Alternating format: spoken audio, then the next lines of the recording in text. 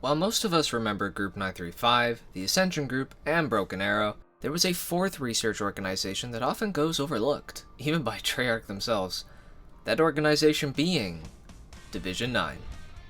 In 1908, a meteor containing element 115 came hurtling through a rift in space-time, the first time since the Great War back in the late 1200s. It crashed down near the Tunguska River, and since this event, more of this element would be discovered across the globe, leading to the formation of several research groups, including the Japanese, who discover a source of 115 in an Okinawan swamp. Thus, Division 9 was created on April 10, 1937, constructing a research site at the meteor's discovery point simply called the Rising Sun Facility. What kinds of research and experiments that unfolded at the Rising Sun Facility is sadly never told, and by 1940, the Rising Sun Facility was given to Group 935 after the organization requested more research sites and volumes of Element 115. Division 9 stayed on site in cooperation with 935. During this collaboration, Group 935's leader, Dr. Ludwig Maxis, would steal design blueprints for an experimental wonder weapon dubbed the Ray Gun, ultimately finishing the design himself and taking credit for the weapon's creation. Sometime after 935's arrival to the site, Division 9 began construction of a new facility that was to be completely independent from 935, a facility located on Pohnpei, an island within the Pacific Ocean. This facility was given the unoriginal name of the Island Facility. On November 5, 1942, the Emperor of Japan dispatches Captain Takeo Masaki to oversee the experiments being done at the Rising Sun Facility. A year later, Takeo reports back to the Emperor, calling the experiments being conducted by Group 935 and Division 9 to be unacceptable. The timeline then splits into three in this moment. In both the original timeline and the Perdition Fracture, the Emperor uses Takeo's report as an excuse to lash out his petty jealousy over Takeo's unbreakable will and resilience, giving the order to have Takeo become a test subject. In the original timeline, Takeo was given to Group 935, where Dr. Richthofen performs experiments on him, enduring failed cloning experiments, his soul being leached from his body and pumped full of 115 until he becomes a stereotype of his former self. As for the Perdition Fracture, Takeo is instead sent to Division 9's island facility to be used in their plant-life-human hybrid experiments, resulting in his transformation, becoming a swamp monster referred to as Thrashers. The experiments that unfolded on Division 9's island facility are nothing short of grim, and invoke feelings of despair. Humans were treated as nothing more than lab rats, imprisoned on the island's lowest depths, or held within test tubes being pumped full of God knows what. Victims of their experiments can still be seen floating within those very same test tubes, all showing different levels of transformation. Their screams fell on deaf ears.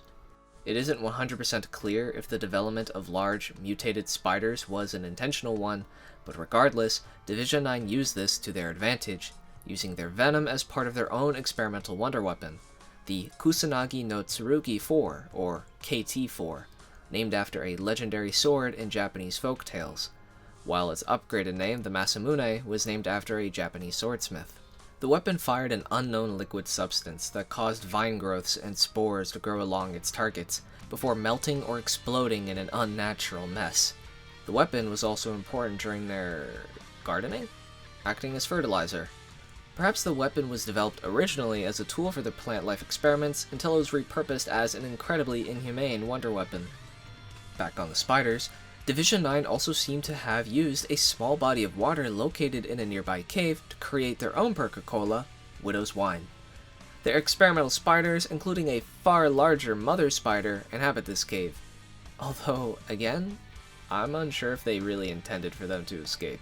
The island itself ran primarily on hydropower, although the water itself was, of course, no longer natural. 3 variations of element 115 seem to have infected nearby water supplies, causing the water to create unnatural new forms of plant life. Plants that could feast off of living creatures, or held onto them as bait, or even rebirthing pods. And for their final known development was the discovery of dragon fossils, which they resurrected for use in battle, primarily for Group 935. Although in the Perdition Fracture they never did get to complete this objective.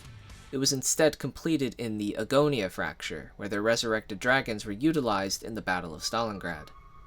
And it wasn't just their experiments that had a dark and twisted history.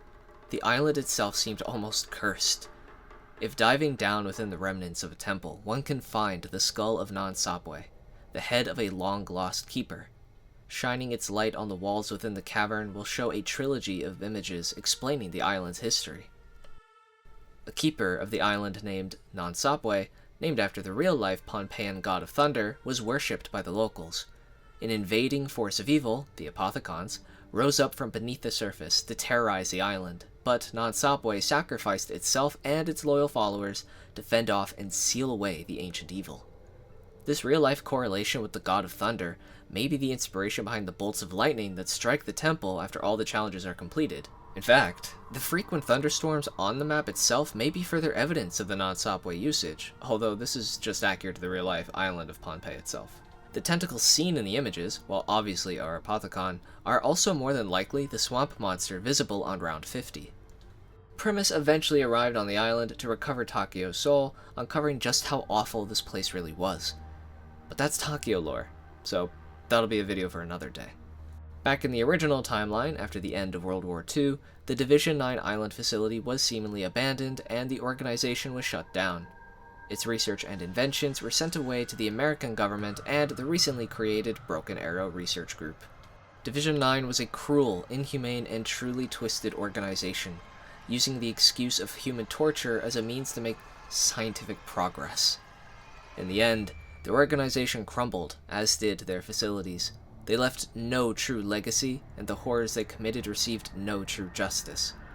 Division 9 was based on the real-life Japanese research group Unit 731, a group that performed insanely graphic torture experiments during the Second World War.